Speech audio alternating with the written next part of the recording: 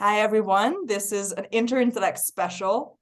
I think this is the first time we're doing a video audio recording at the same time, in the sense that we will be, we will try to use this on both platforms. And that's very fitting because, I'm sitting here with three incredible writers to talk about writing.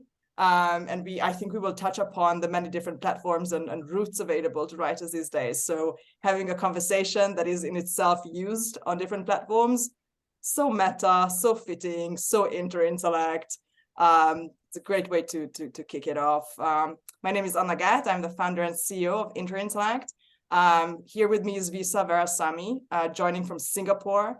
One of our most OG intellect hosts, community members, mentors, an inspiration to many people on Twitter, on the internet, in intellect. A writer, but also a conversationalist, somebody doing this communal writing thing that is both the most ancient way of doing it and the most modern, it seems. Erik Hoel is joining us from Martha's Vineyard, where? Very close, Cape Cod. Cape Cod, yeah, okay. So I knew it. Waves, rocks, cold, tourists. Yes. Correct. Okay, that's my American geography. That's as far as it goes. Who's kind of an insane combination of things: scientist, essayist, fiction writer, nonfiction writer, former child in an independent bookstore, if I'm correct, a researcher of sleep, dreams, and the brain, novelist of an incredible book on sleeps, dreams, and the brain, right? And currently a bad boy on Substack, writing down what everybody's thinking about how Twitter is reinventing gossip culture, how it's okay to leave academia to be an independent writer. Shh, don't tell anyone. How we might have stopped making geniuses out of our children. I wish Andrew Solomon was here. That's going to be part two. So I'm just so and I've been a long time fan of yours, and I used to crash your London lectures and steal you out to take you for pizza. So this is a beautiful continuation of that tradition. And Christin Balan, who is currently touring in the US, so currently in St. Louis, but that can be different places depending on when the call is. Who's also the editorial lead at intellect, helping our hosts, our writers, our community members flourish. And I think we both have this, nature nurture way of going about it, both just letting people, grow in front of us and trying to also provide them with the best possible support that we can as editors and leaders of this community. So this is the introduction. I'm going to pass the mic to Singapore, to Visa, to kick off. This is very late night for you, so you're maybe everybody here is on a different wavelength. I'm in Europe, so for me this is the early evening, and I'm welcoming this combination of different hormones in the room. Yeah, it's like we are all different parts of the planet, and you can see the sunlight is different in different places. So Erik, hey, my main kind of curiosity, or kind of like it's kind of selfish curiosity as a fellow author, is I always want to know kind of what brought you to writing, what your relationship with writing is, how it started, how it's going. I mean, I have too many questions. I should start with like a single question. So what got you into writing? Like, how did you start thinking about it, or how do you relate to it? Yeah, it's a great question, and it's a pleasure to be here. And to sort of give the very short, brief answer, it's that it's really my mother's fault. She owns an independent bookstore that she's owned now for over 50 years. It's sort of a staple of the community. Everyone sort of knows her in town and knows the bookstore. And I grew up there, and as a single mom and independent business owner, she was there a lot. So I spent many hours. In fact, I slept there many nights as well, while she was working. And so it's basically completely inevitable.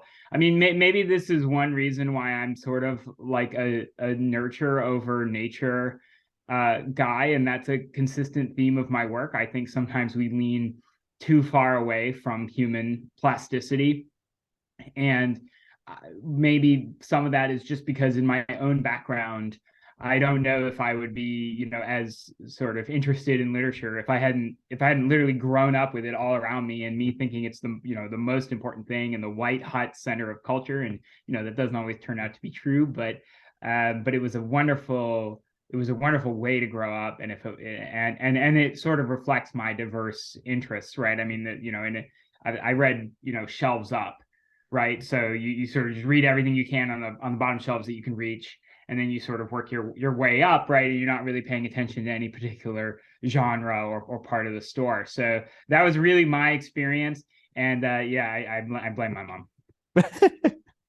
I think that's beautiful. I think there really is this thing I've known. So I talk with a lot of writers at all kinds of scales, and it does seem to me that the people who really grew up immersed in it, there's a slightly different quality than the people who kind of come to it later in life. I think people who didn't grow up reading as much. And I mean, I don't have like a grand theory about what the difference is, but I like the idea that, if you're immersed in books long enough, like you're reading all the time, like the books just enter you, and then they want to make a new book, right? Or make new writing coming through you. You become like a conduit.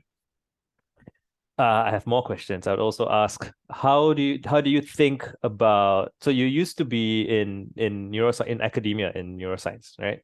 Yeah. And how did you get into that? Well, I think one realizes that you have to have a topic for your writing, and I realized that at a young age, and I also realized that I was rather good at science, just in the sense that I could read scientific papers and sort of understand them and what the author was doing. And it's not like the rarest talent or anything, but it was a talent that I had, and I thought, well, maybe I can make my career out of this. And because I was always sort of interested in everything, I thought, well, I can always just keep writing on the side. Maybe I'll write about science. Maybe I'll sort of combine the two. Maybe I'll even write a novel set in the world of science, which is something that I ended up doing. And so it sort of, some people like run away and join the army and become writers, or at least they used to. They don't do that anymore, huh? But the people used to do things like that, and they used to go on whaling ships, for 4 years and sort of get some sort of life experience. And it's strange to say that life experience occurs within academia, because of course it's very insulated. But the ivory tower has its own very interesting dynamics and its own hierarchies and its own methods, and they reflect human life. And so very much within science, I thought that there was sort of this wealth of material for a writer, and then it was sort of stuff that I was naturally interested in anyways. And I was lucky to get into a couple good programs in a row, and eventually get my PhD working with essentially one of the top neuroscientists on the planet, Giulio Tononi, and working with him on really exciting stuff around trying to formalize like a mathematical theory of consciousness. And so this was a very intense intellectual effort, but I really view my sort of scientific career as attempting to make progress on particular problems. I mean, I think a lot of, and so, I'm at a point in my life where I feel like I've made progress on a couple different things. They're contributions that I'm now sort of tasked with maintaining, and maybe if I'm really lucky, I'll come up with one or two more in my entire life. But in truth, I don't feel sort of like the need to be like a scientist day to day, and that if I'm not working on something that I feel is really significant and meaningful, then it's like, well, why am I doing it? Why am I wasting my time here? And so that prompted me to ask whether or not there's sort of a better system for someone like me with diverse interests than say in academia, which is why I just left Tufts University. So I'm curious about, if not neuroscience, like what would have been your next big love or curiosity? It's I don't. It's an interesting question. I mean, one reason why I chose neuroscience was particularly because I felt that the problem of consciousness and why certain neural states are associated with certain conscious experiences, right? Like, so why is it that a certain neural state is associated with seeing the color red? We don't have a good, definite, lawful answer to that scientifically. So there's this huge gap in our scientific knowledge. And I felt that due to my background in writing when I was younger, I wanted to be like a fantasy author or something, right? So I always thought, well, you know, even though I can't, maybe I don't quite have the brain, or I didn't have the right background to do really advanced math, I probably would have liked to.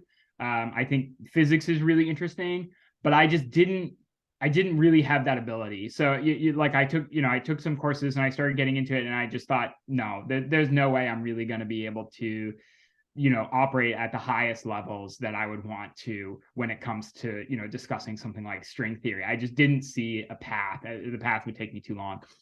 But with something like, you know, an open problem like consciousness, it seems like maybe what's required more is like creativity rather than raw analytic ability.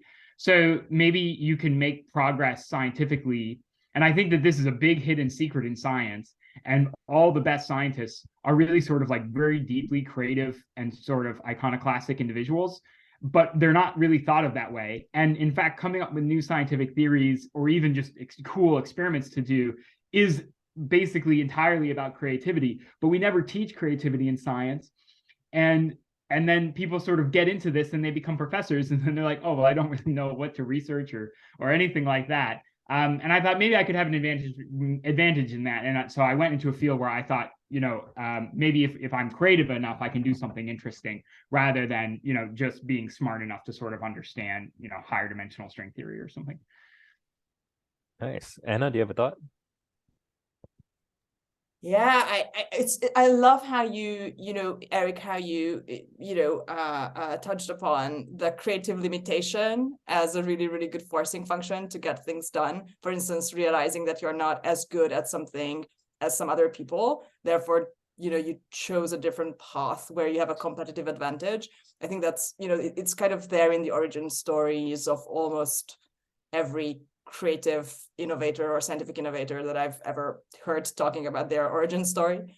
And also there's this realization of multidisciplinary structures where you're like, this is the same in one field as it is in the other, which seems to be another very common theme in how people happen upon what they want to be when they grow up. For instance, that, you know, in your case, realizing that science is actually closer to artistic work than even scientists think. But your now very famous piece on why you left academia, there seems to be, you know, a limitation there that is not creative, and is not empowering, and it's not an unlocking of genius, which is the distrust of diversity of interests, and how you explored in that piece that academia is not very friendly towards the variety of interests or pursuits in an individual's life. Do you want to maybe talk about this a little bit, and how that went down in your case, maybe for those who have not read the piece? Yeah, so it's sort of a unique, it's a situation that I feel is unique in terms of sort of the amount of attention and the clarity of it, but I think it affects pretty much everyone in academia to some degree, right? So this isn't something that's actually unique to me. And that's that academia is, you know, at its best supposed to sort of provide a home wherein people can essentially think for a living. I mean, you know, if we're going to be really sort of open. Now, there's plenty of other ways to think for a living, right? But much of the time there needs to be some sort of practical effect of that, right? The whole point is that you're allowed to think for a living, but there's not really going to be an immediate practical effect from your thinking, right? It just sort of builds upon the base of the fundamentals of human knowledge. And academia is sort of not very successful at allowing that to happen. I mean, so there's kind of two, and there's two approaches, right? Like, so to academia. So there's plenty of people who become professors, not in order to have sort of unlimited free time to think and make advancements and sort of try to move knowledge forward as the tip of the spear. Sometimes they just want to be great professors, and they love the teaching environment, and they love the role of being a teacher. And I think that that's a really wonderful thing. Like, you know, I don't mean to sort of criticize it, but right now, the entirety of academia is sort of set up around that model. And that means that people have to do, it's become an incredibly bureaucratic system. Science did not used to look anything sort of like this. I mean, peer review even didn't even exist up until the 1960s. And so science has changed hugely, and it's become essentially this huge bureaucracy. And becoming a top scientist means sort of working your way through the hoops of this bureaucracy. And there's all sorts of things that can go wrong. So you have to tailor your research in order to get grants, right? But how do you do that? Well, you have to be researching things that effectively you've already figured out, and then you tell the grant people about it. And then the grant people will give you money based off of whether or not they think that this is actually going to work out. And it basically has to be like 90% worked out. It can't just be like, I want to think for 6 months about whether or not the role of information in the brain or something like that. It's just those sort of opportunities don't exist. And everything's also done through big government grants, and applying for big government grant is a lot like applying to college or something, right? So it's like, oh, well, are you well-rounded, right? Do you have, what sort of work have you done in your community, right? Like what sort of political work have you done? What sort of involvement do you have with the student body and so on? And most of the time my answer to these sort of things was like, well, I don't do any of that stuff, right? I just sort of want to do my research and mentor the PhD students that I work with closely, right? Like, so this isn't about like hating students or something, right? I work very closely with PhD students, but it's just sort of this like endless level of busy work. I mean, anyone who's been in a big bureaucracy sort of knows about this sort of level of busy work. And I think that there should be sort of space for people to pursue diverse interests, because another sort of issue that was a little bit more unique to my case, because again, these problems affect everyone, and they're also the sort of problems where, again, it's very difficult if you're sort of to get a creative mind through all the hoops you need to jump to be a tenured professor, where again, you're not taught to be creative, you're not taught anything. I mean, there's literally no teaching about how to come up with scientific hypotheses ever when you're teaching someone how to be a scientist. Not really. Like there's nothing about how do you choose your particular research path or whatever, right? It's all just like, about conducting the experiments and so on. But so then people get into these positions and have sort of worked through all these hoops, and they've been the sort of person who can jump through all the hoops.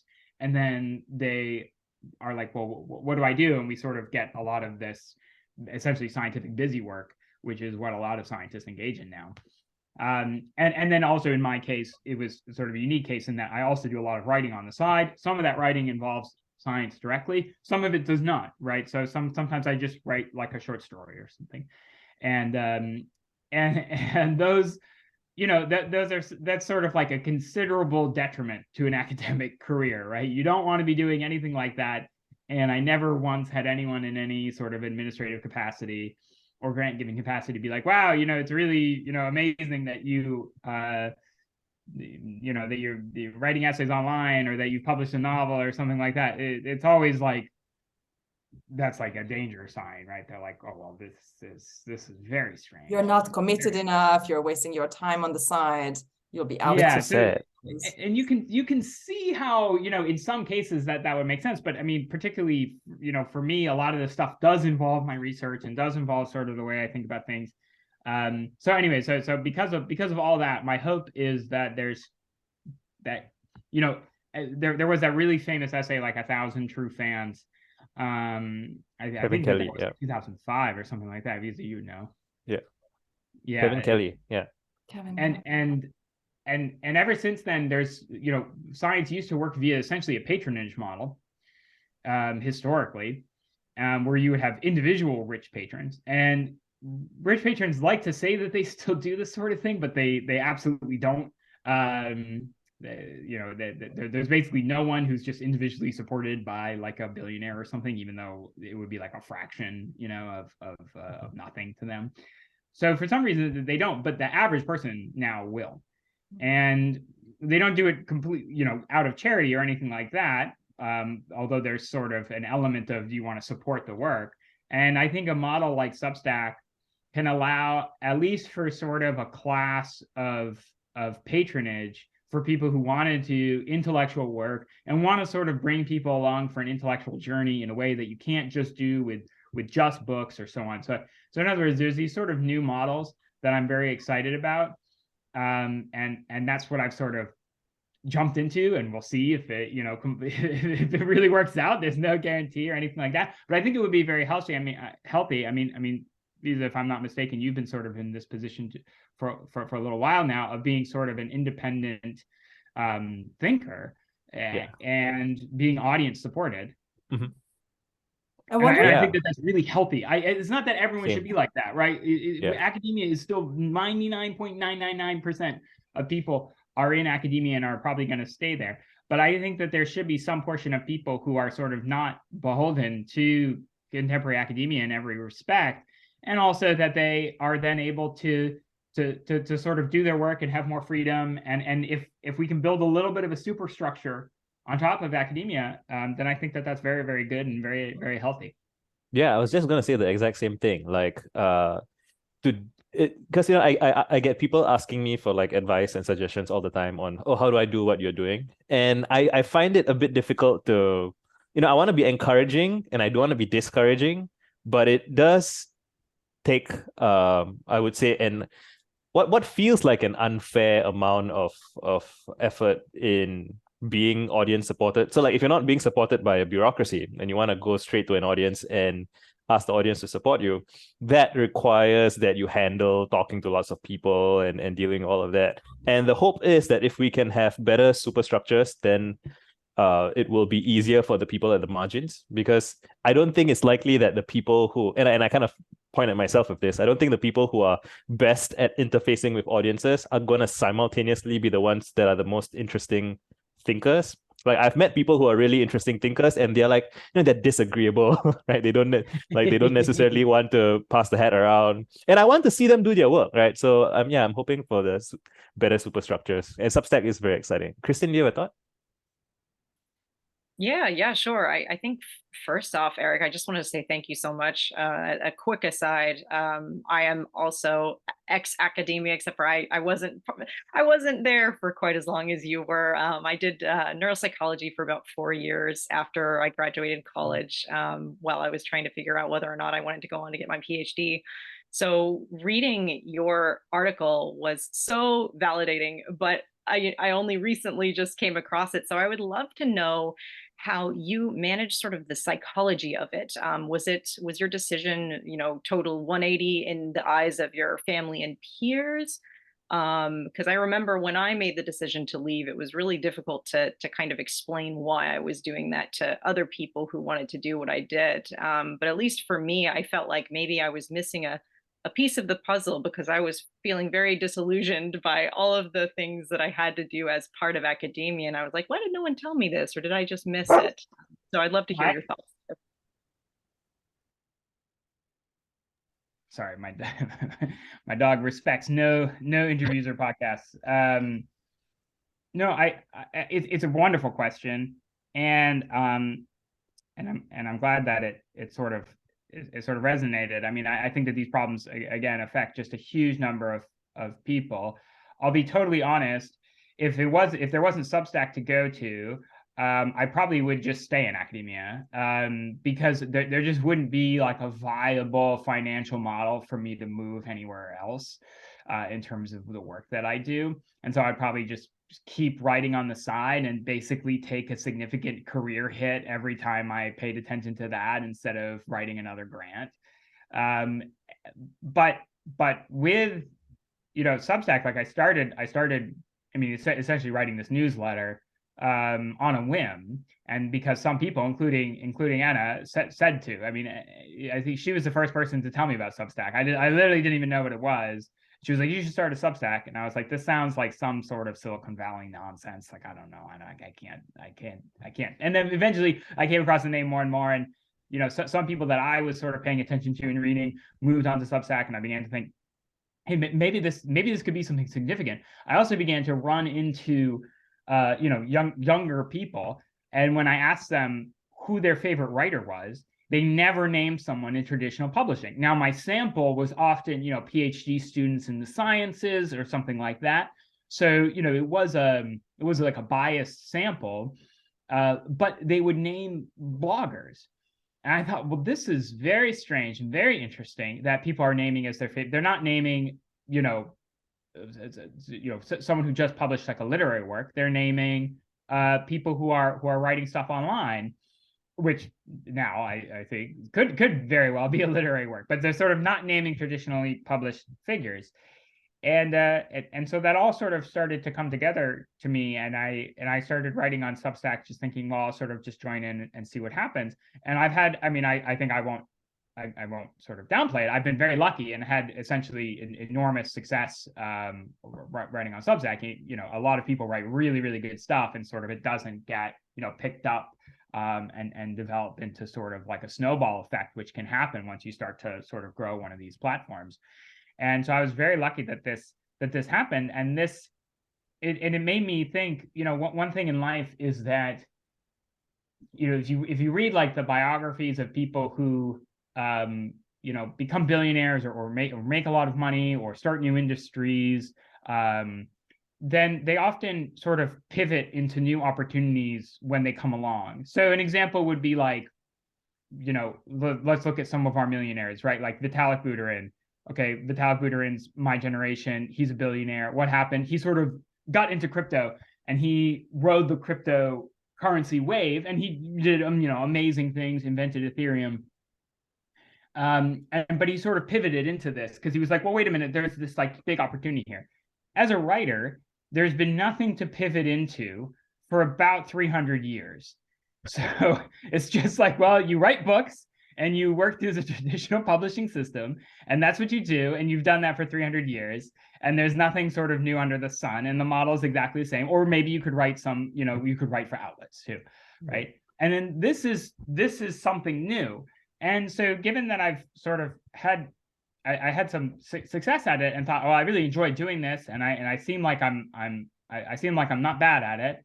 And if I enjoy it and I like writing, maybe I should pivot. Maybe I'm really an essayist, right? And not like and I don't know. And I used to think of myself primarily as a novelist. That was entirely my interest in writing. And I did some essays, and I wasn't that. I didn't really think of myself that way. And now I think of myself primarily as an essayist. And I think that one should sort of pivot into things in which they seem like they're growing and big opportunities. I mean, I think, and I don't mean to make a lot of money. I mean, like, to have an impact, and there's just not very many sort of cultural waves. I mean, this applies to scientists too. It's like every scientist who sort of does amazing work because they happen to luckily be in the right place at the right time and capitalize on an opportunity. Like, string theory is starting, so then people make major contributions to early days of string theory, right? And there were some people who were like, no, I'm just going to keep studying gravitational wells of suns or whatever, stuff that's really sort of well known. And some people who were like, no, I'm going to study this crazy new thing. And I think that online writing is something similar, where there's this huge opportunity, and so I've basically have pivoted into it in terms of sort of my career, and I'm going to see what this model can handle. Like, if I put up a scientific paper that's more written in a conversational style, but a scientific paper, I put that up on Substack, how is it going to do? It's probably not going to go viral, but I think it'll do well. I think people will follow along for the intellectual journey, as long as it's 1 to 5%, of the total content, and there's other content. So anyways, it's sort of a very long-winded explanation. No, it's very interesting. There's so much to get into in that. But Anna, do you have a thought first that you wanna? Yeah, I'm recalling a recent interview that Peter Greenaway gave, I think, to IndieWire, the British avant-garde filmmaker, and was talking about how, to his mind, film as a format hasn't changed since like the 1890s. And we're constantly talking about revolutions in cinema and the genres and the new wave and the indie movies and the shaky camera on your shoulder. And to his mind, that's nothing. Those are like superficial little trends that are not really revolutionizing the format itself. And so, as you were talking, Erik, about the revolutions in the monetization of writing, I'm thinking, okay, maybe something has happened to writing, at least, which hasn't happened since the periodic journal and the kind of Dickens's, revolution. I would love to hear more about Gumroad and your experiences there, Visa. And also, I think it's worth revisiting the story of the Revelations, Erik, your novel that you worked on for 10 years. What kept you going? What made you at the time, choose the traditional route? But I would like to circle back to an earlier point, which is about the diversity of interests. Because when you look at it, like when you look at academia from day one, say a 16-year-old decides to go to college. At the beginning, it's extremely narrow. It's a horse race. You want to get into a good college, good university. Then it's, this abundance of diversity for a couple of years when you're in undergrad. Most people are exposed to more thoughts, more texts, more authors, more classes, more types of professors than they ever could have imagined. And this re-narrowing only starts when you decide to make academia your career temporarily or for good, only to, we would imagine, in old age, again, you have this abundance at your avail, and you can write your crazy novel and move to Santa Fe and, whatever you want to do with your time. But I think there's something similar going on with writers. And I'm curious how you guys think Gumroad, Substack, etc. would change that. Because when you're starting out as a writer, when you start your Substack, when you start selling your books on Gumroad, yes, you have this diversity at your avail. But eventually, it's not the publishers or your tenure committee telling you what to narrow down yourself to, but the audience. And we have seen this with online celebrities, and Visa, maybe you have a lot of thoughts on this as a Twitter celebrity, basically, how, audiences also start expecting a certain type of behavior or tone from you, and deviations from that are costly. I think Grimes tweeted yesterday that she has alts on Twitter. Right. And I'm like, what are the thoughts that don't fit Grimes's brand? Like those must be extremely niche. So I'm just really, really curious what your thoughts are on this question. Are you asking me or Erik? The room, interintellect style. Well, so audience capture is a thing, right? So there's this essay by I think Gurwinder Bhopal, I hope I got his name right. He wrote a whole Substack essay about audience capture, and the idea is that especially and this is especially worrying for creatives who are like in the earlier stages of their careers and they don't have a strong sense of their voice or their goals, and they start getting, so it's almost like a curse of success. Like you start getting traction in some specific niche audience of some kind. And then it starts to feel like, oh, they liked what I wrote about X, and therefore I should write X1, X2, X3. And then, when you deviate from that, they lose interest. And so it ends up being, it takes like courage actually to deviate from the shtick that the noisiest, loudest part of your audience kind of demands. And it's a I've described it as like a psychological extreme sport, especially, if you're not making a lot of money yet and you want to pay the bills and you know that, oh, if I do more of what the algorithm's asking for or what I get ad revenue on or what blah, blah, blah, it's tempting to end up becoming like this dancing monkey. And it's always a race to the bottom, right, of whatever is most like emotionally, that's how you end up doing like outrage based stuff. You might not even intend to go there initially, but it's like drip by drip, and it's challenging. And so I always try to remind creatives to be like, oh, whatever it is that was in your heart at the start, like honor that and continue it. But it's hard. Yeah. Erik, you have thoughts? Yes, and I think you're absolutely right. And I think that these are real concerns. I think the other big concern I would throw in there is moderating a community. So sometimes people show up on the intrinsic perspective, which is sort of a place to talk about science and art and literature and life, and they just want to talk about politics. And everything is through a political lens. And then it's like, well, what do you do with these people, right? Because they're, you'll do a post about, something, a movie that you saw or something like that, and then you don't mention politics, and then the first thing somebody says is like, oh yeah, it was like woke nonsense, or they say or they do they're on the blue team, right, and they say something equivalent. We did a salon with Ella, from Twitter, and we did not talk about sex research, psychedelics, any of those things. We were talking about the Tree of Life, the Aronofsky movie, and people were like, oh, We were like, the title of this salon was The Tree of Life, talking about the movie. Like, what did you expect that somehow suddenly it would come up? I don't know. Yeah. That's a beautiful example of the audience capture. And so I think that there's these two main issues that, and Visa points out one, which is this audience capture. And then, and that is part and parcel. People call it audience capture. It's not just your audience though, right? Because it's also sort of what people want to see more broadly. Like, I know on Twitter that I could have a lot more followers if I just dunked on people. That is a real motivation. And I work really hard to like never use the quote tweet function.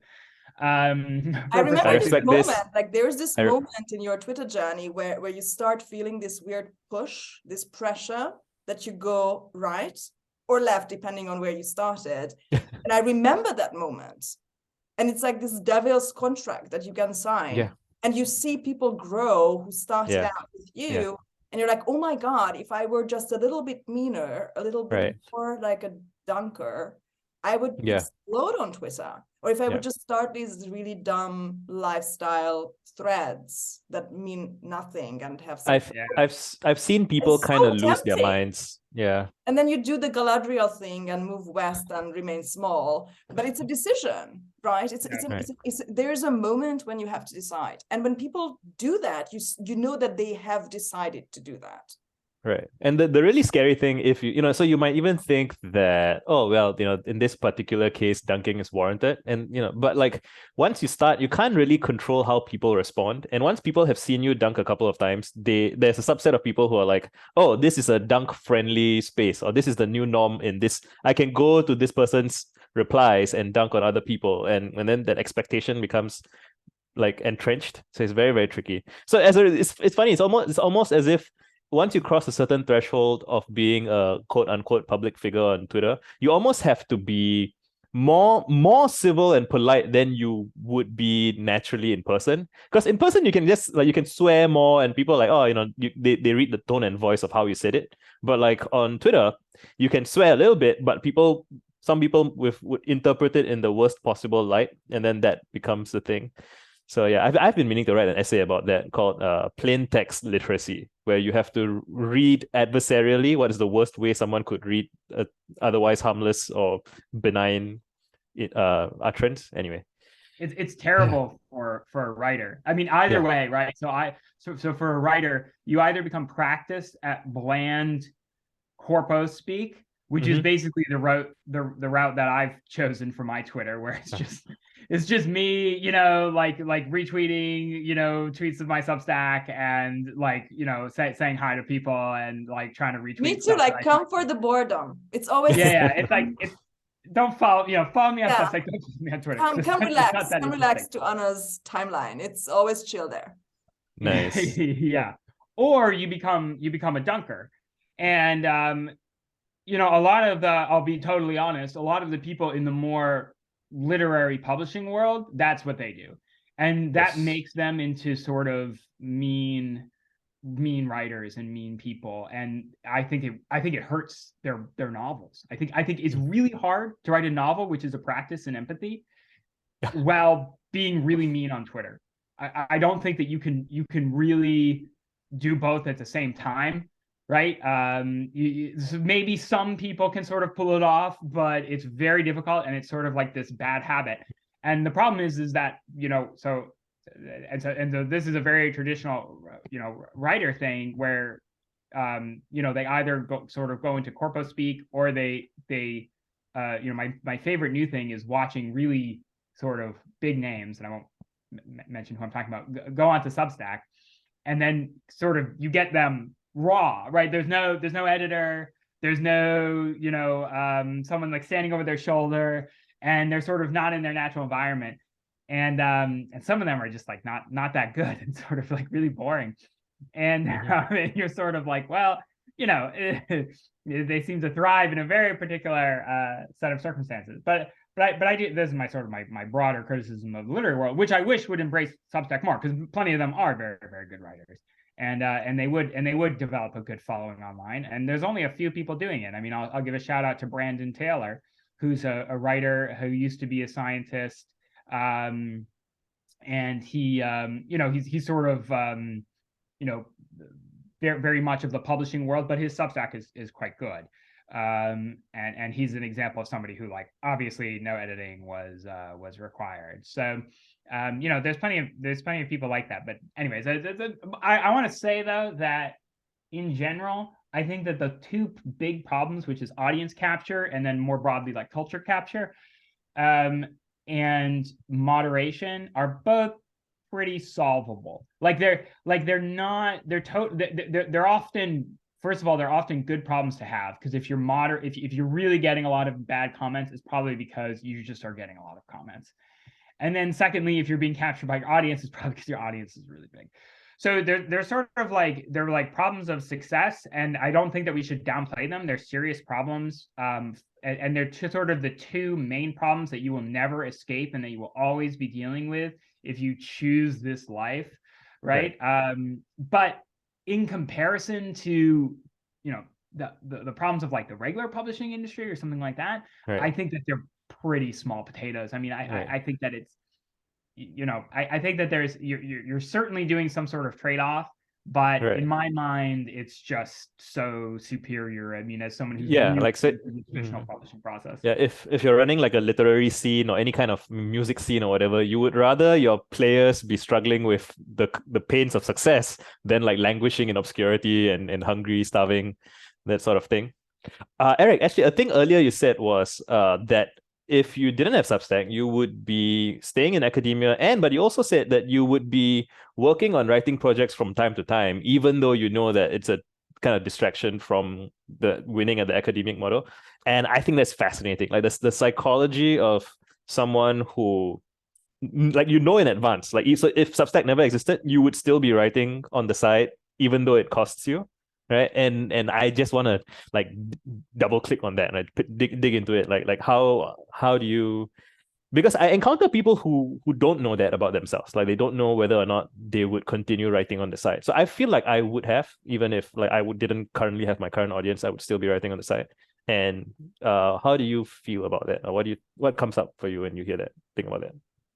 Yeah, I kind of always, I mean, it's plenty of writers, first of all, I shouldn't like make myself out to be, too special or anything, right? Because plenty of writers just have a day job, right? And so it's like it's a bit weird to be a scientist and have that be like a professional scientist and have that be your day job, right? But that it is just a job in many senses, particularly in sort of the more academic focus where you're just, you just want some papers in some high profile journal so you can get tenure track, and you just want to sort of teach your students. You don't want to sort of rock the boat or anything like that. You can sort of treat the job as this very, very sort of meetings heavy sort of traditional focus where you're just sort of part of this bureaucracy and so on.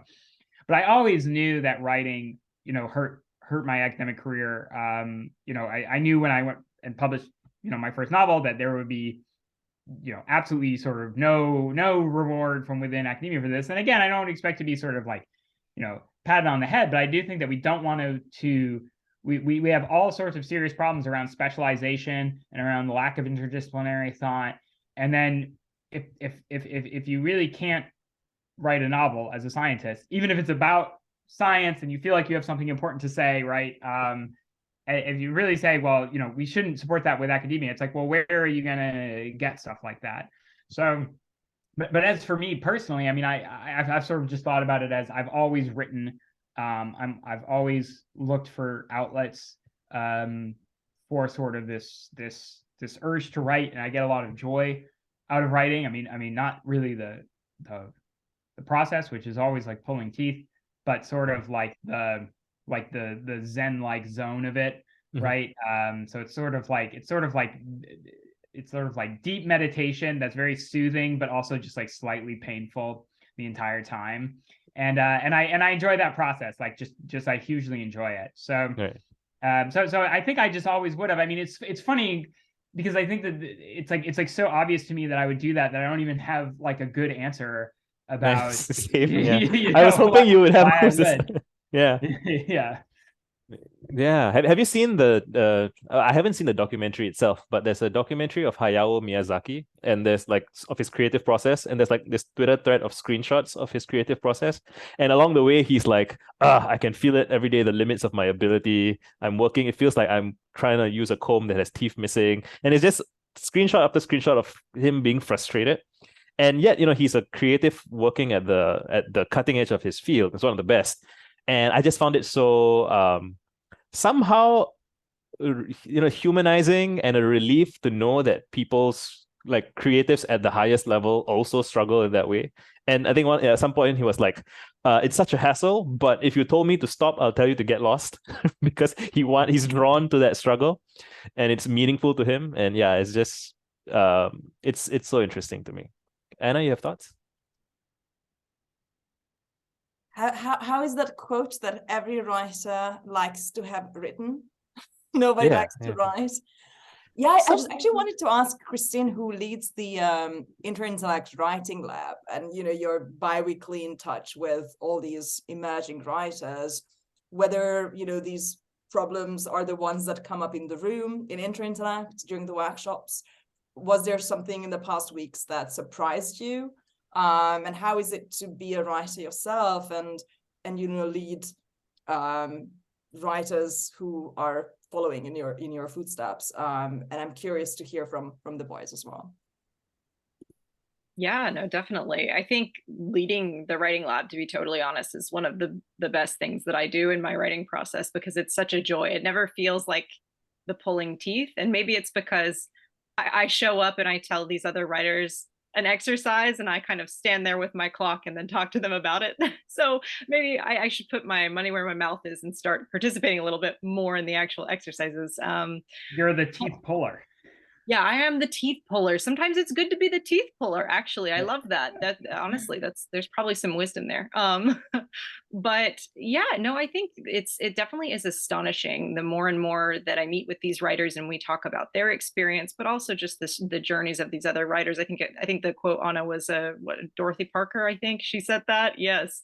That it seems like such a common trend. And I think when we first started talking about it in one of those sessions, it sort of felt like a negative, but somewhere along the journey and drilling down on the process, it actually feels extremely humanizing to know that all of these people are struggling so much to do these things, whether it's writing or painting or the science, people who genuinely want to go through the struggle of grant writing and do all these things because it's meaningful, and they're doing it anyway. So it feels like it connects us all, no matter what point we are in our careers. So that's how I've started feeling about it. And I would love to know, Visa and Erik and Anna, how you like to think about that sort of teeth pulling moment in your day, because I assume it's something that we kind of have every day, or at least for me, it's every day. Maybe not for you. And if it's not for you, please tell me how. It's really funny. So I've been intending to like do more Substack essays myself.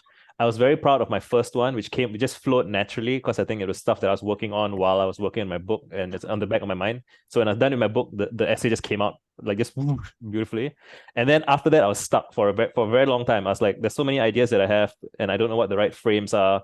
And finally, what I did was I wrote this very almost pained apologetic post of, here are all the essays I haven't written yet. And then I just made a list of, I'm trying to write this, but I can't because of that. I'm trying to do this, but it's not quite right. I'm trying to do this. It's like 10 different ideas.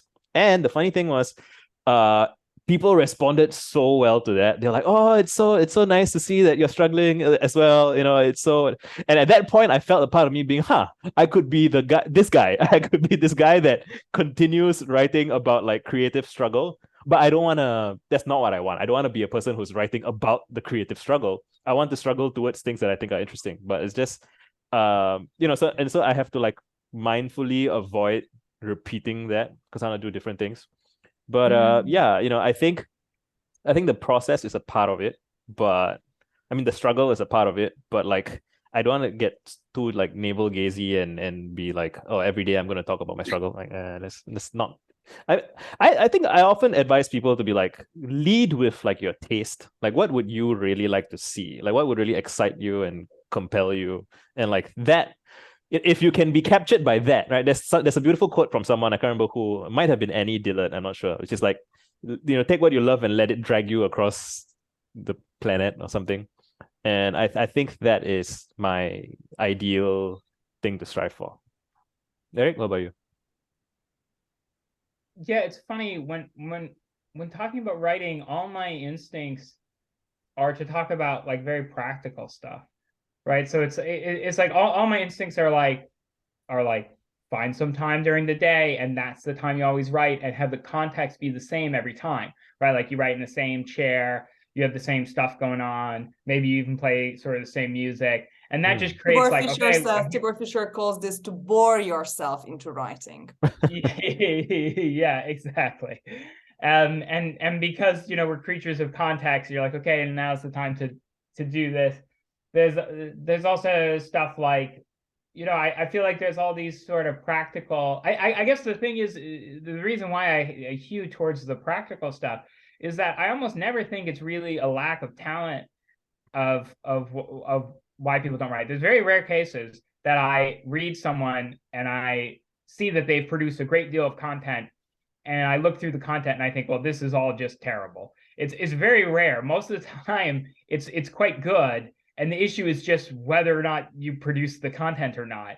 And so then that brings up all these questions about, how does one set schedules? How does one think about writing day to day? How do you think about, there's that ancient, question of where do you get your ideas and so on. And that is something you think about. For me now, I walk around and I think, oh, well, this is a funny thing. This seems interesting. This could be a Substack essay, or this could be, this is a constant sort of thing in the back of my mind that I've trained myself to think. And to me, those sort of practical questions, make good titles. Make sure your titles are something that people want to click on. You don't have to make them clickbait, but you should make them something. It's not just like essay number 127, right? Like, you're not Jackson Pollock, and no one's going to click on this. So it's like, how do you make sure that the stuff that you're writing is sort of coming across well, right? So editing, making sure there's not a bunch of spelling mistakes or link mistakes. Like all these things seem like really sort of fundamental to me, and I see way more people falling at those than I see people falling at sort of the really high level. Are you putting your heart, your creative heart and soul, into this piece? That happens naturally as you do something more and more, because you become more and more excited about it, and you become more and more sort of focused on it. Right. So anyway, that's why I hew towards the practical stuff. No, I love that. And I know we're running out of time a little bit, but Erik, I would love to hear more, maybe some other time if we don't have today, about how you're able to write so conversationally, because I know a lot of academics who try to translate after, they've spent their whole careers writing, research papers, are unable to do that. So maybe it was your mom who saved you as well, because you had so much just natural ability after reading at that high of volume. Or how did you protect that voice from your academic career? I guess that sounds kind of, yeah. Because academics write adversarially, right? A little bit. The tradition. Mm-hmm. They take this cool idea and they make it as boring as possible, and then they publish it. Right. I agree. And in fact, I mean, so I've long, one day this is going to be a Substack, I say, I've long thought that there's this sort of irreducible effect that aesthetics bring when you think about a topic. I think people nowadays really want there to be this clear differential where there is like the content and then there's the style, and those are totally orthogonal. And you could have this sort of like style eliminator, maybe like a GPT-3 model that summarizes the text. And the style eliminator takes all the contents out and throws away all the style. And this would always be possible. And I don't think that that's true. I think that there are certain things that you can only say in a certain style. So, and that style sort of informs the way that you think about a particular subject. And so I think it was if you go back and you read older scientific papers, they're almost always far more well-written. They read like a blog post. So that's the first thing to notice. They read like a blog post, right? They're like, so I was thinking about this, right? And you're like, and it's so much easier to read too.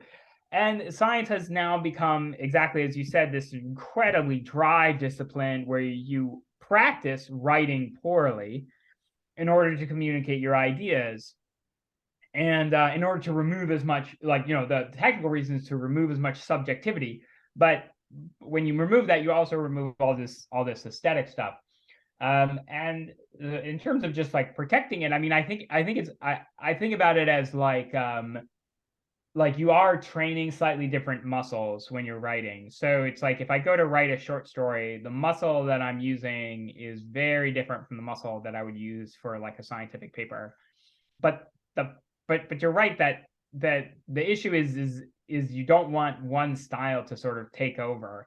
And what I'd like to do is actually move all my scientific work into the conversational domain, where I can. And there are some people on Substack who are pioneering this. Adam Mastriani, I'll give a shout out to, at Experimental History, that Substack. He published a scientific paper that was written in a conversational attitude, in a conversational style.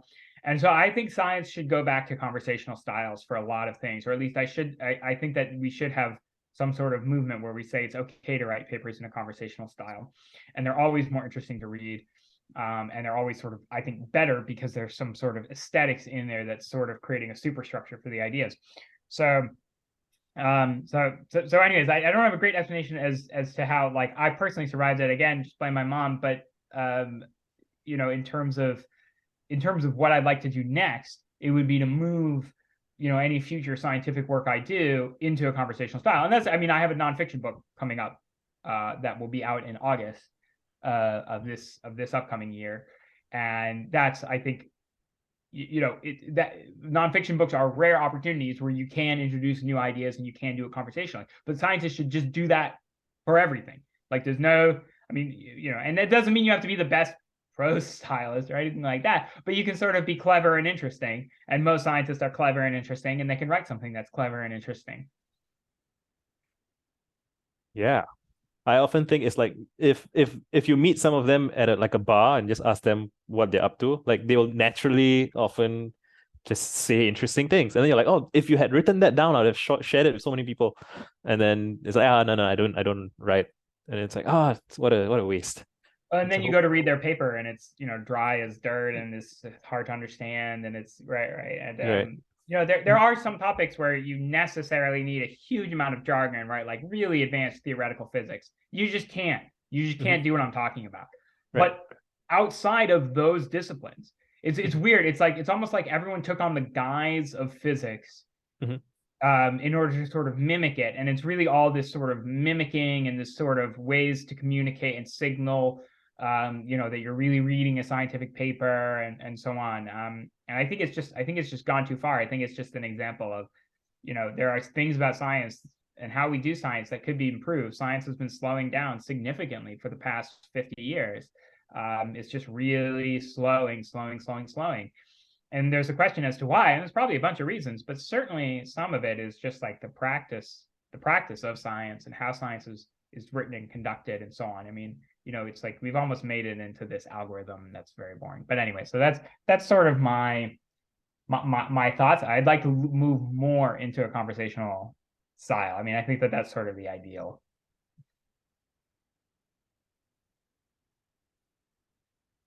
But Anna?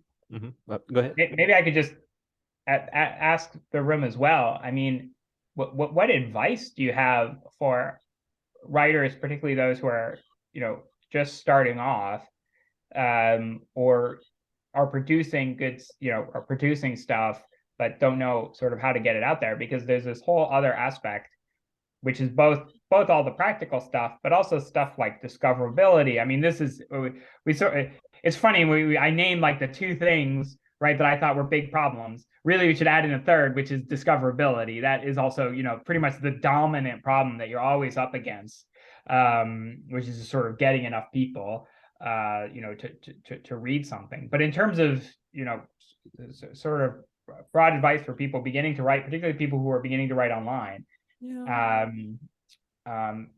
what sort of practical, or not even practical, but like what sort of advice, would you give them?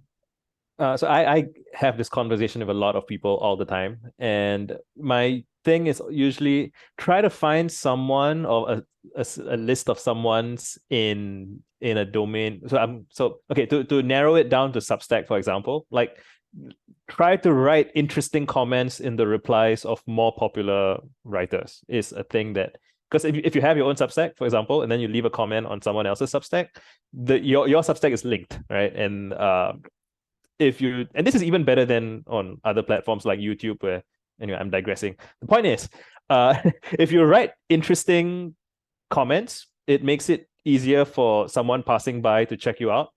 And this does generalize even beyond Substack. Like, you can do it on Twitter, you can do it on, like, yeah. So I guess the underlying thing is like try to participate in conversations with, and really participate. I think some people struggle with, like they're very siloed in their own work, and they find it challenging to have conversations with people where if all of your comments are like, check out,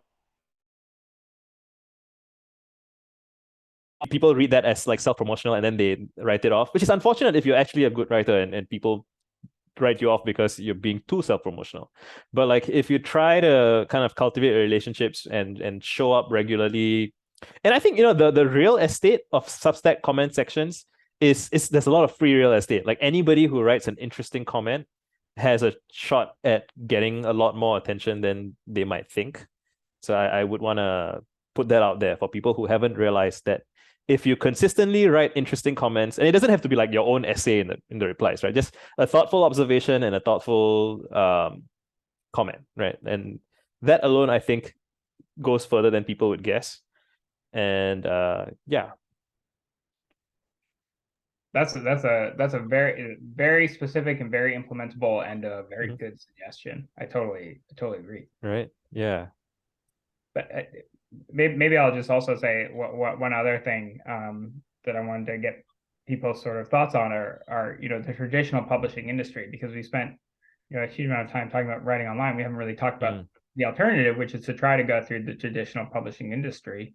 Right. And it's a very, very difficult to do that. And most of the time, the only way to sort of do that is to get an MFA. You can just start writing for outlets. I mean, you can just pitch outlets stuff. Yeah, that's true. Usually mid-tier outlets, and get some publications that way. But I really don't. I think people should really start should really build their own audience if they're very serious about it and want to do it very regularly. I agree. But anyways, what are sort of, in terms of are there times when people should go through the traditional publishing industry? Like, I've done so twice now. And it's quite a process, but it does have its advantages, right? Mm-hmm. And especially the school part. I mean, there are countless articles out there on how, for instance, the creative writing course as a phenomenon and its ubiquity basically ruined or improved or made more uniform the American novel, for instance, or the British novel. And so, saying that there are kind of untrained fiction writers in science or in the social sciences outside the MFA can sound like really, really good news.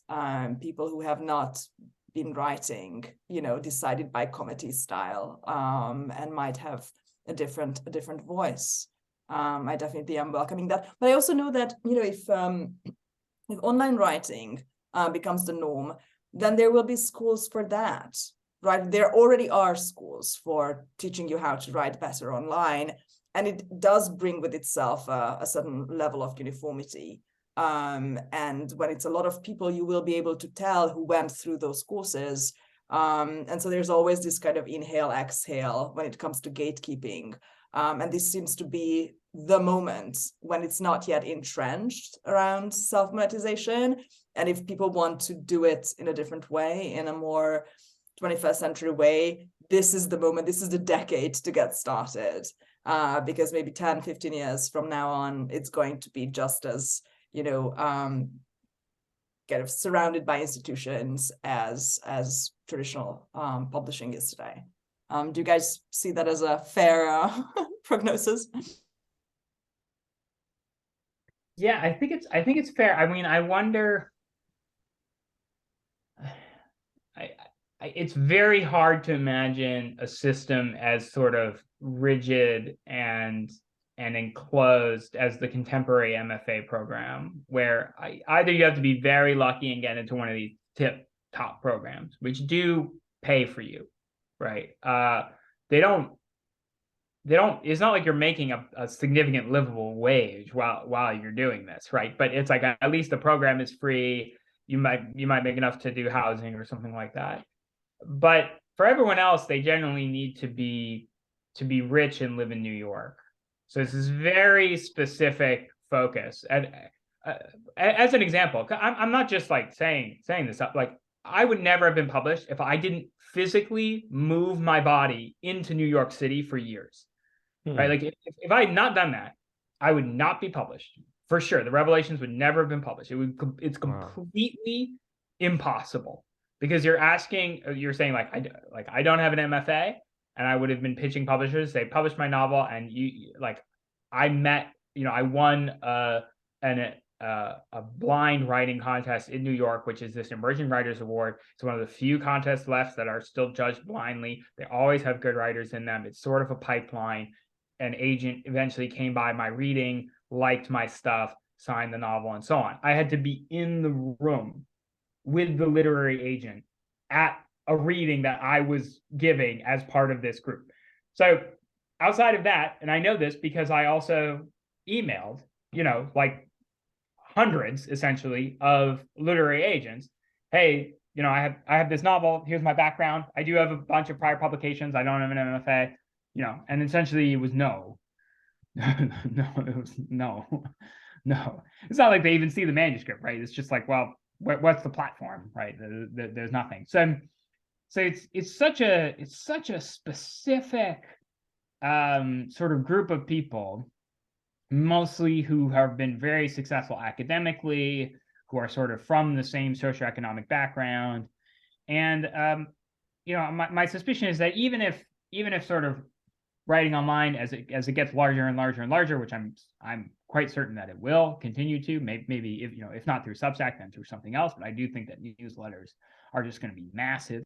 I don't think that there's any way to there's no slowing it down at this point. I think it sort of have reached some sort of critical mass where it's going to keep growing and growing and growing, and it will have all sorts of problems. But I just point back to the traditional publishing industry, which again, there's very smart people in the traditional publishing industry, and there's wonderful writers, and the books they put out are often, beautiful and interesting. But it's just that all the process behind the scenes, everyone, even the best actors in the system, are sort of stuck within this massive intransigent system.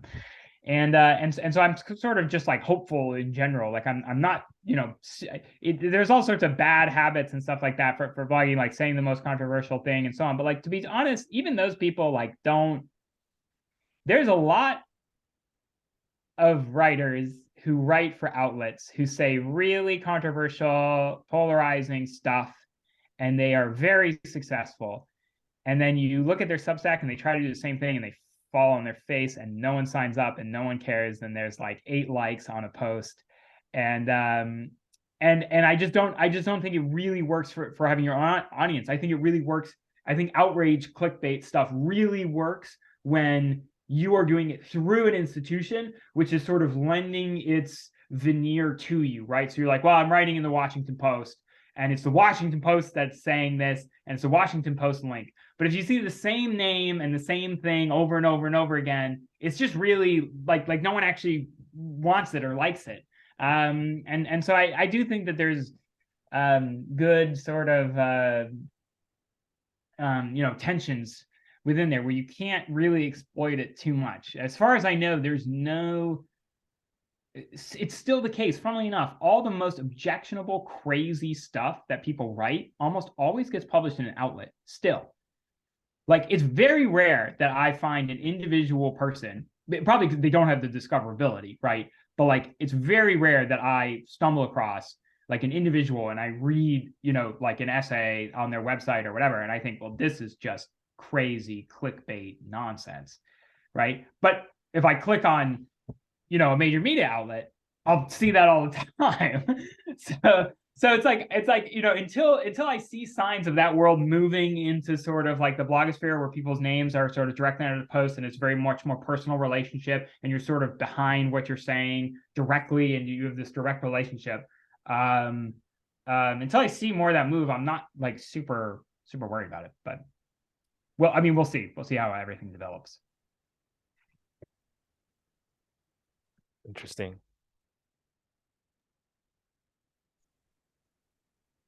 That could just be I have a lucky bubble, though. So You say lucky too much, Erik. There's no luck. It's not like, oh, I'm just like, I was just lucky.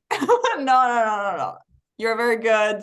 You work a lot on it. You hack your own habits and your own, output and network. Luck, I think, is always a kind of like 10% of talent. All the rest is the work. Yeah, I've spoken to a lot of people over the years, and there are some like exception cases where a person might be a good writer, but like they are so socially objectionable that they can't relate to anybody. Like they are kind of they're like privately, secretly sort of, don't want to say cancelled, but like they can't understand why people don't want to like share their work and whatnot. But like that's like, you've got to be really egregiously bad.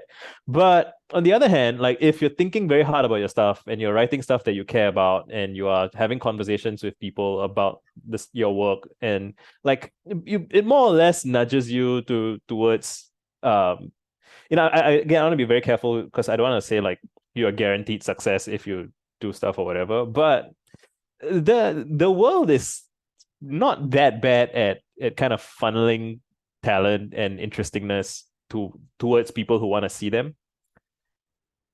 Yeah, that's my perspective. And it depends on the specifics of who you're talking to and what's going on, but generally, like if you stick around for a while, I think that you need time. There needs to be time to let it work, because if you've been writing for like a year and no one shows up, like you shouldn't give up. But like if you keep at it, I find that over time somebody will notice.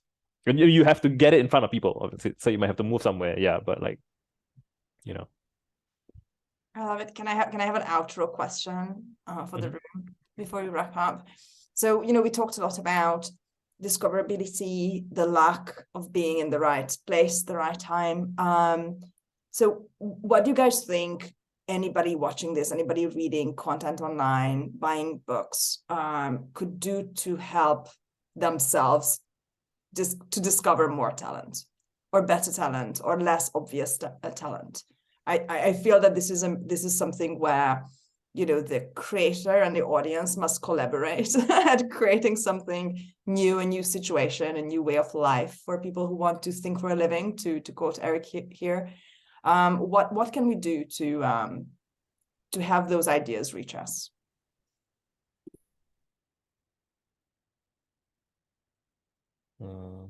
Well, one thing I'm gonna do, having had this conversation, is I'm gonna tweet and ask my audience if they have seen or heard any, kind of up and coming new writers. And I think that would be my little way of trying to help with that. And I think even just being intentional about discovering newer voices, I think goes some way. Erik, what do you think?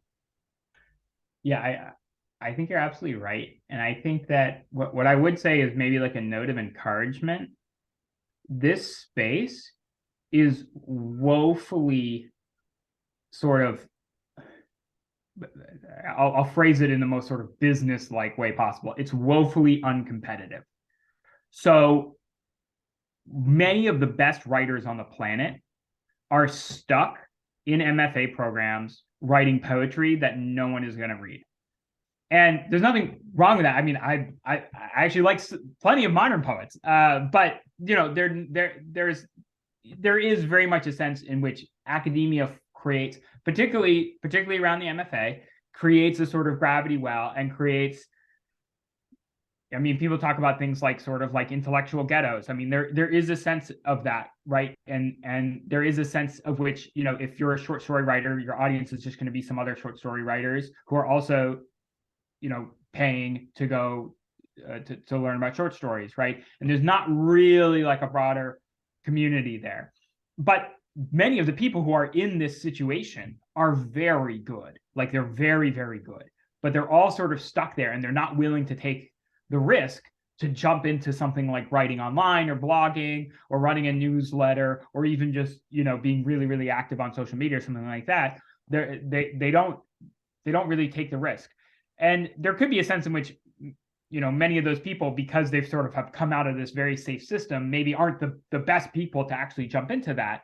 And as I said, sometimes people make the jump and then you're sort of, some of the magic goes away and you're sort of like, But what that means is that this space, which is rapidly growing, there's still a huge demand for talent. There's still a huge demand for talent here. This is not a developed, even something like YouTube or something like that, I think is so much further along in terms of the development of the really big names. And as the big names come up, it gets harder for smaller names to sort of move up. Now, the whole thing gets bigger and so on, right? So it's not like the end of the world if you're coming in late. But I feel that this is very, very early, and the demand so vastly outstrips the supply in terms of like really good writers. Like the number of people who are producing a good post every week is so low. And it's not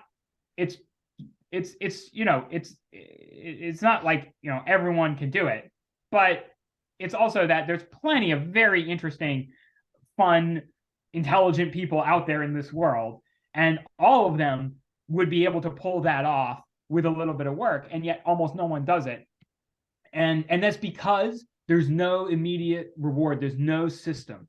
There's no gatekeepers. There's no one handing you a reward for doing it. There's no pats on the backs. There's no tests. There's no people to look up. So it's this totally unstructured system. And just the fact that it's unstructured means that many of the most talented people don't even go into it because they're so trained within this formal academic framework, even just in terms of being a college student and going on to graduate school and all this thing. They're sort of in this, and they think of this as the traditional way. So anyway, so that's just my note of encouragement, that I do feel that this space has a huge demand for talent, and there's great talent in there, but there could be so much more. It could fit so much more in there. Yes. Oh, that was such good stuff. Oh my gosh. Yeah, I guess the overall takeaway from that is there is room for you. Like there's so room for you. We are starving for stories, especially speaking from a fiction perspective. I mean, you see some of these films, like I'm doing screenwriting right now, so that's where my brain's at. Some of these big name films are absolutely devoid of story. Like, if like we are starving in the film industry for story, we're starving all over the place for story, and there's so room for you if you can consistently bring good story. Yeah, I wrote a piece that was on the, not to criticize contemporary too much, right? But who was the inventor of Star Trek? Gene Roddenberry. And his life story is absolutely crazy. I mean, he crashed a plane in the desert, and he had to lead, a band of survivors, and like the Bedouins showed up to rob the dead, and he's like carrying the dead bodies back to try to save all the people. It's just like he lived like this crazy life, right? And then Star Trek is this especially the early ones, is super utopian, optimistic sort of tone, which is very unique. And then contemporary Star Trek is very sort of like dark and sort of very much like other shows now. And the writers, all just have like MFAs from, Wesleyan or something like that. And they never like carried a dead body across the desert or something. And you would think that carrying a dead body across the desert would make them darker writers, right? But instead it was sort of the opposite. And so I think it's very hard to, The Little Prince came out of crashing in the desert, right? And being saved by Bedouins. Yeah. Are you saying that the best training for life is to live, basically? Maybe saying that the best training for life is to live. I was thinking the Bedouins should do a writing course. They seem to be training, Like training their good side writers. of the story, their side of the story of these crazy Europeans and Americans coming and crashing in their desert and then going off to write children's books. Yeah.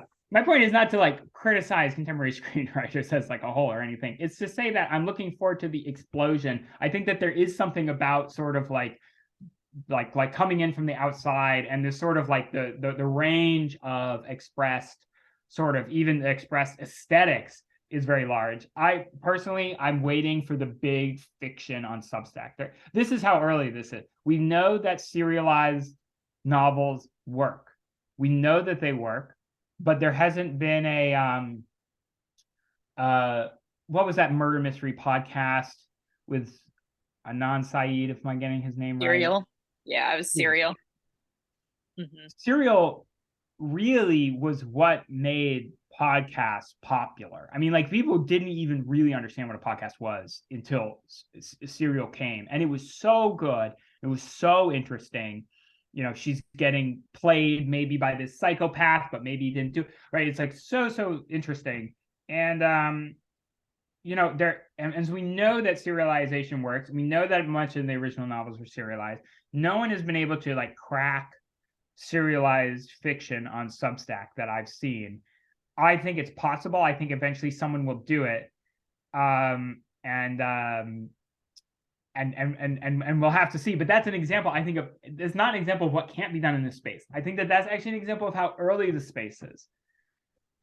Set up a competition, man. I mean, when you won State Star Codexes, like that was really important, right? And that actually brought sort of people to Substack. Why don't we start fiction competition, serial fiction competition on Substack? We have the micro grant, we have a budget to even pay a little bit at the end, and it might stir the pot a little bit. Yeah, that's exactly. It's so funny. Like that's why I'm freaking out with my mute on. Is that I would love to even Let's just do it. Plant the seed, and you give it a shot. And even if we don't make it, like somebody's going to make that happen. And I'm so excited to see how that changes the ecosystem. I think it's going to be huge. Let's do it. Worst case scenario, there will be a bigger competition, and we will be the small one, and we will benefit because we will read even more good stuff. Mm-hmm. I'm here for this. So here for it. Yeah, and there are like these, you know, like we know that it works for like fan fiction, but again, there's this like ghettoization that takes place where people just like don't even talk to one another. Like no one in traditional publishing reads any of this fan fiction that gets published on these fan websites, which are often serialized. Sometimes they're not bad, right? I mean, I'll be honest and say that I think most of them are actually pretty bad, but some are quite good and very readable and very sort of addictive, and because they have this serialization sort of quality to them. And yet somehow, you know, all those people are sort of over there, and everyone on the literary side is just like, well, how can I sort of put out, you know, a book which I'll print, you know, I'll get a good print run and print 20,000 copies. Mm-hmm. I mean, the modern novel came from serialization. Dostoevsky, like these people wrote from week to week, and that's really important. It's so funny because every time I take a bigger European train ride, every time I embark on a bigger European train ride, there's always somebody in the vicinity writing fan fiction on a laptop, and it's always a woman eating carrots.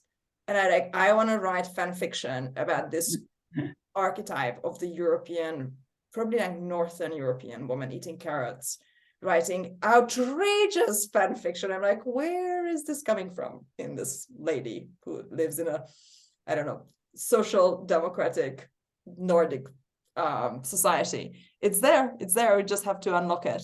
Guys, this has been such a joy. I think we can continue, and maybe we will do part 2, 3, 4 later on. I think this is what people need to hear, that there is place for all of us, that right now it's the good moment to enter, that it's surprisingly low in competitiveness at the moment. And then, you know, just being a good conversationalist on the internet via comments, via, you know, reaching out to the author is a great way of putting yourself on the map. I mean, a lot of blogs actually publish comments. I think like Marginal Revolution, for instance, sometimes just publishes a good comment as a post. So the world is literally your oyster, guys. Thank you so much for being here. Visa, do you have any closing words? Take away homework. I really liked Erik's there's room for you. You know, we want to hear and see more fresh new voices. Like it's so early. Yeah, I'm so excited. Thank you so much, Visa and Erik. This was so good. Yeah, thank you all. This was absolutely lovely.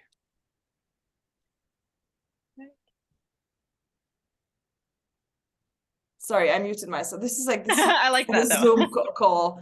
I was just going to thank you guys and also everybody who's watching and send us your well-written comments on YouTube. Right. Yeah. To say. Take care, and I will speak to you very soon. Right. Bye now.